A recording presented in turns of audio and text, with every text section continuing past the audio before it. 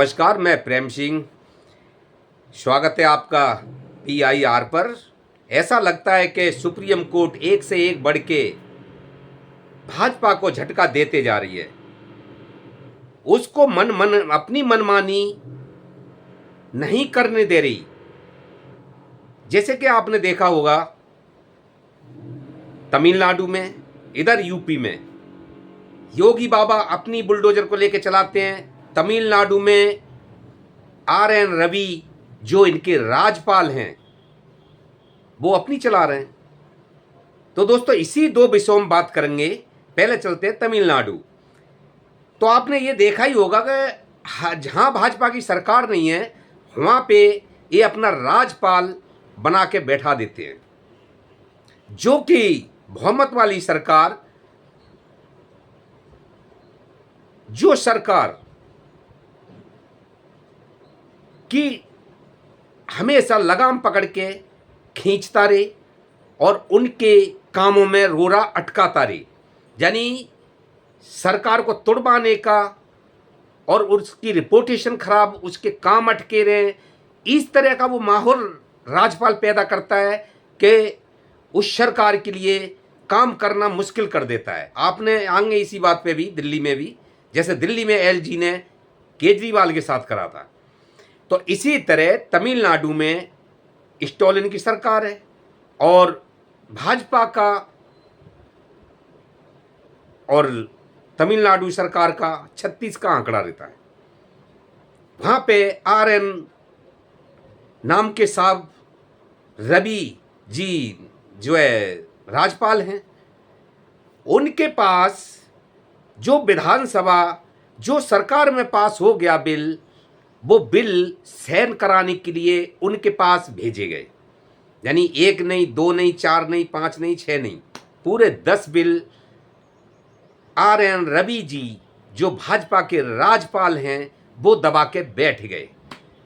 यानी ये क्या तरीका है? इस तरह का व्यवहार पैदा करते हैं जो सरकार को आनाकानी और दिक्कतें आने लगें। सरकार, तमिलनाडु सरकार सुप्रीम कोर्ट पहुंच जाती है और सुप्रीम कोर्ट पहुंच के जो कहा भाजपा के लिए, इनके राज्यपाल के लिए, कि कोई और होता तो शर्म से शायद इस्तीफे ही दे देता। साफ सुथरे लफ्जों में सुप्रीम कोर्ट ने कसते हुए कहा कि राज्यपाल के पास ऐसी कोई पावर नहीं है जो विधानसभा में पास हो जाए, सरकार में पास होने के बाद और उसको राज्यपाल साइन करने की बजाय उसको दबा के बैठ जाए। वो भी 10-10 बिल दबा के बैठ गए। जब विधानसभा से पास हो गया, सुप्रीम कोर्ट ने कहा विधानसभा से पास होने के बाद वो 10 बिल पास माने जाएंगे। तो अनसंविधान तरीके से साफ लफ्जों में कहा कि राज्यपाल भाजपा के जो काम करते हैं सही काम नहीं करते हैं। तो दोस्तों ये सबसे बड़ा भाजपा को सुप्रीम कोर्ट करारे जवाब दे रहा है, लेकिन शायद इन्हें तो आदत है कि बोल दिया और वापस ले लिया। अगर इस्तीफा देने ऐसा सिलसिला शुरू हो जाए तो भाजपा से निरे इस्तीफा होंगे। अगर जे अपने एक उसके हिसाब से चले कि भाई गलत काम कर रहा है और भाजपा उससे इस्तीफा लेना चाहे और भाजपा ले, तो इसके भाजपा के अंदर दुनिया भर के इस्तीफा हो जाएंगे।